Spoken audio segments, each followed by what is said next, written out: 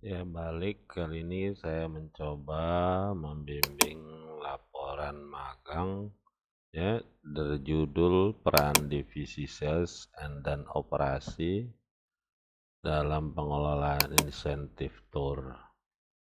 Ya, jadi kita lihat dulu, ini udah pernah saya apakan ya, saya bimbing sebelumnya. Kita dengarkan dahulu apa-apa yang pernah saya bimbing sebelumnya. Coba melihat laporan magangnya, latar belakangnya.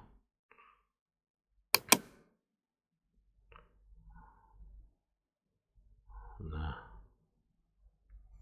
laporan magang ini sudah pernah sebelumnya dia ajukan, dan ini merupakan bentuk kegiatan yang tidak hanya berfungsi sebagai sarana rekreasi.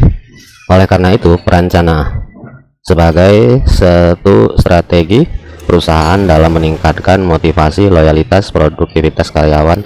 Dia ke bab 2 langsung ya.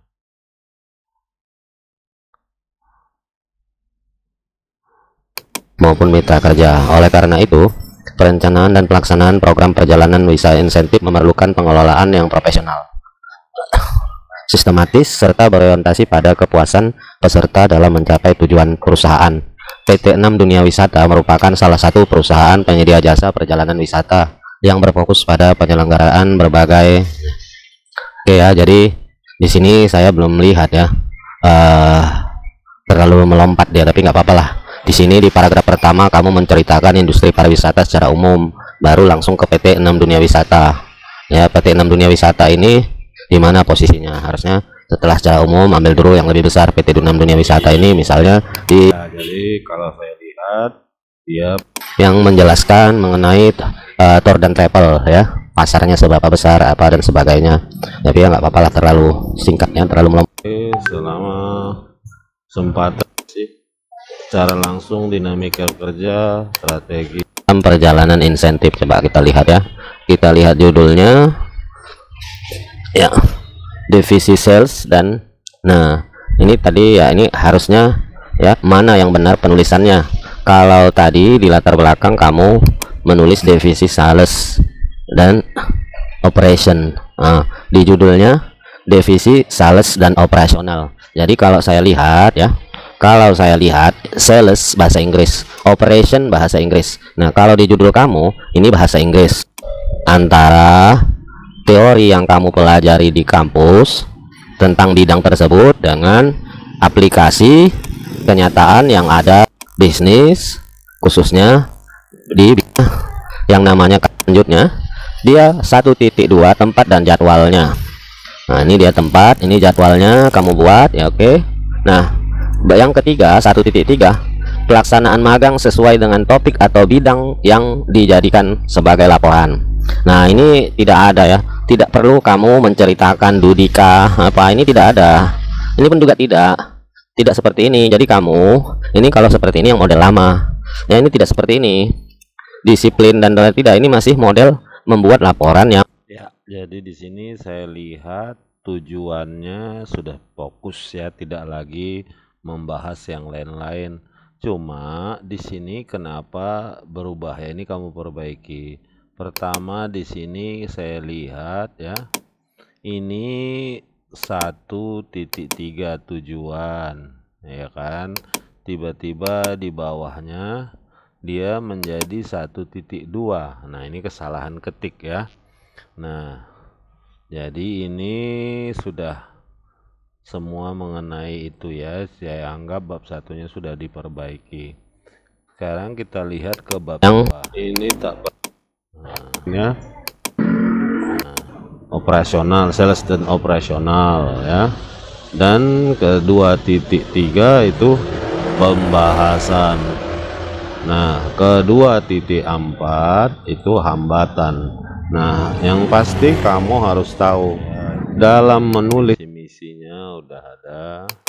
Prosedur ini kan ya, prosedur itu kan berarti kamu ceritakanlah apa itu kerja-kerja di bidang sales dan operation.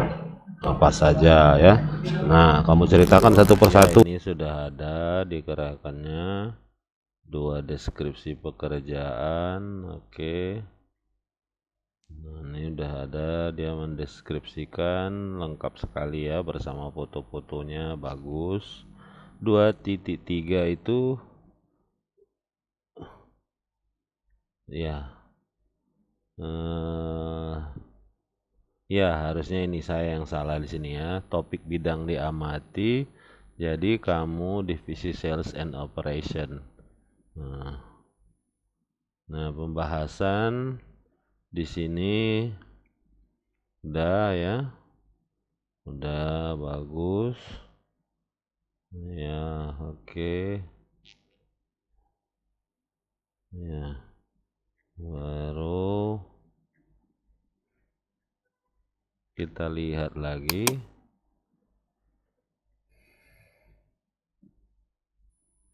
Hambatan.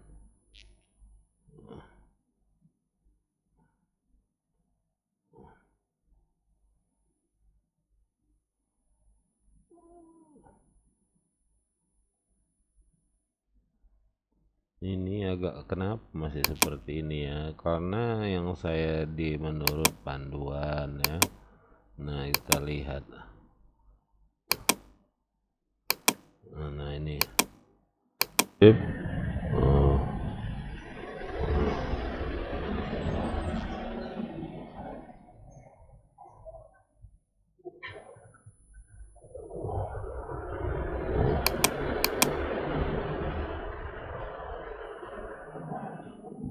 ya, ini dia ya, ada di sini teori tematis, banyak dilakukan secara spontan ya. Ini juga ini tidak ya, ini tidak kita bahas. Budaya kerja ini enggak, jangan dibuat, ini tidak ada dalam topik kita ini, nanti tersinggung orang apanya ya. Jadi ini nanti tidak dibahas di sini. Jangan dibahas ini. Ini juga keterbatasan akses informasi, ini nggak boleh. Pokoknya bahas sales dan tentang salesnya aja. Ini juga pokoknya tentang sales dan operasi sesuai kenyataan dan secara teori dengan kenyataan, apa yang berbeda itu aja. Ini juga tidak usah ya. Jadi kamu tambah lagi ininya, hambatannya, karena yang masih bisa saya terima ini hambatannya itu ya ini ini namanya satu ya. Coba dari teori-teori tadi saja ya, kamu lihat ya mana yang beda mengenai, kan topik kamu tuh yang kamu ambil tuh sebetulnya ini ini mana tadi yang kamu ambil ya, di situ ada kamu jelaskan topik. Kenapa lagi? Ini nggak perlu, ini nggak ada ini. Jangan mengambang, walaupun kamu tahu tapi tidak perlu disampaikan di laporan ini. Jadi kalau laporan magang yang sekarang ya, dia harus fokus kepada topik, jangan melebar kemana-mana, karena yang diminta hanya topiknya itu saja, kamu bahas sesuai dengan topik. Ini udah melebar kemana-mana ya, tidak perlu ya. Ini hambatannya ini aneh juga ya, semua hambatan tentang kamu ya kan, padahal hambatan itu saya bingung, semua tentang kamu di sini. Ini tentang kamu yang mengalami kesulitan ya kan.